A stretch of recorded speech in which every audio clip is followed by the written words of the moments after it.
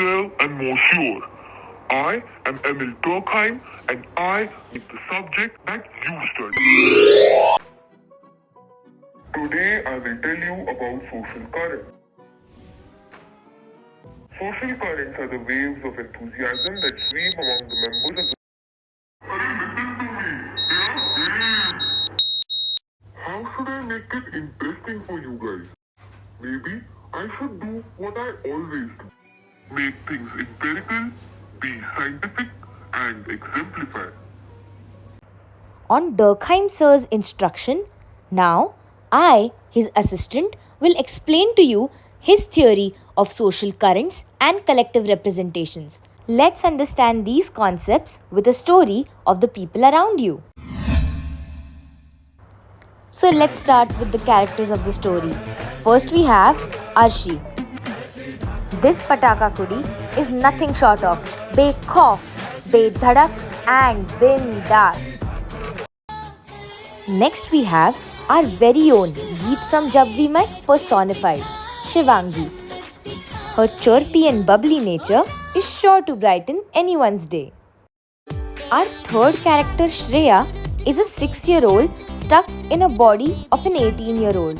She for sure is the most adorable one of the lot.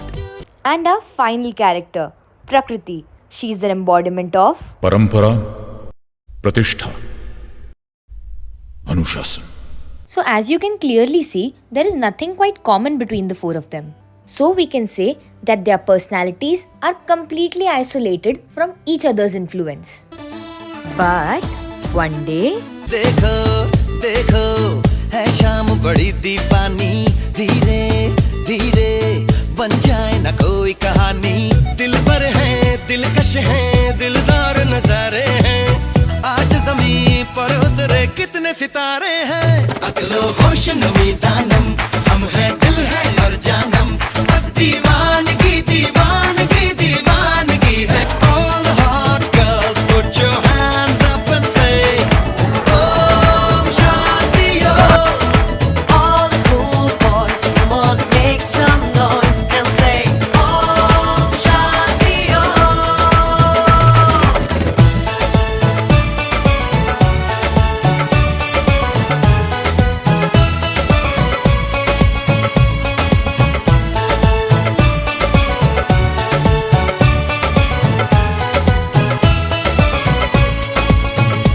okay, wait, what? What just happened here? How did four people with completely different backgrounds and personalities get together like this? Let's turn to Durkheim sir for some answers. So in his theory of social currents, Durkheim says that impulsive feelings that power a mob can even override some social facts like from where a person is or what their personalities are like. He hence terms this as collective effervescence. This is the euphoric feeling of intense connection with a group. This can start with a common trait, which in this case is a Shah Rukh Khan song. Now let's see what happens next in our story. Guys, Shah Rukh Khan is so good. Like, he's amazing. What an actor. Especially, any genre you take, he's amazing. I just love him. What about you? So Shah Rukh Khan is the collective representation these guys are bonding over. What's collective representation, you ask? Durkheim has an answer.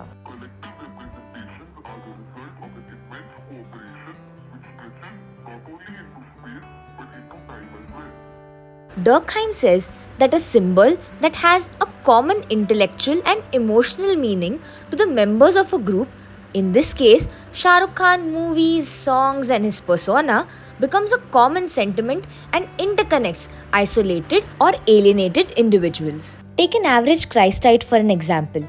The ID card that you wear, maybe willingly or not, binds you to a group mentality of being a Christite. This is a classic example of collective representation. I know, right? Shah Rukh Khan is the best. He's my favorite. And the best movie I've seen so far of his is Chak De India. So the topic is progressing.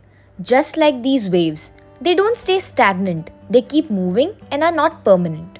Guys, the women's sports representation in the movie, I absolutely loved it.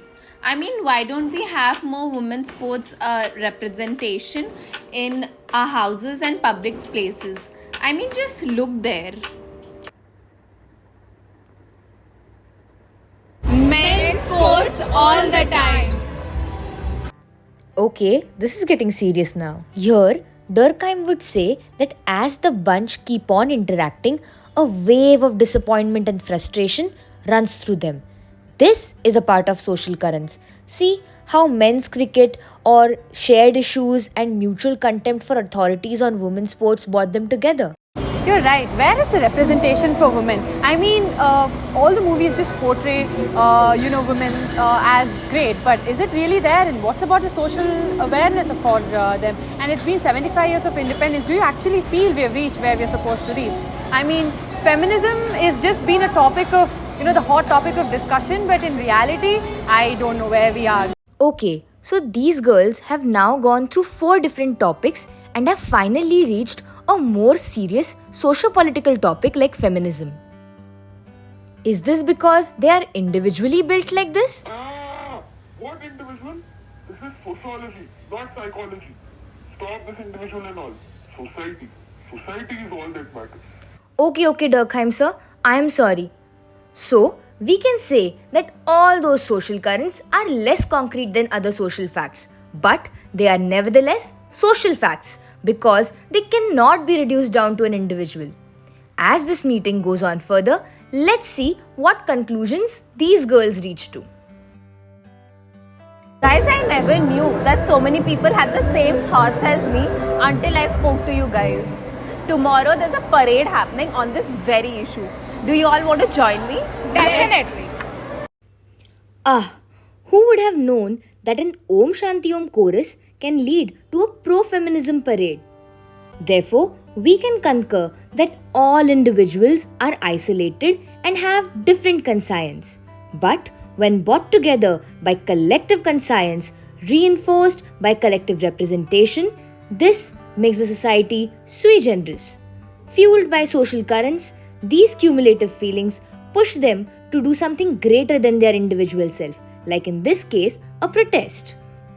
This is exactly the reason why political authorities are scared of social gatherings like music festivals, parties, and labor unions, as these congregations instigate the feeling of discontent and violence by taking away the isolation of an individual and fueling them up with social currents. Therefore, while on one hand, social currents may be seen as a positive phenomena, allowing people to interact with each other and foster an erudite population, it can also lead society into a gloomy picture of anarchy. So, this brings us to an end of your crash course on social currents and collective representation. So I hope you all understood. Rashi madam, happy now?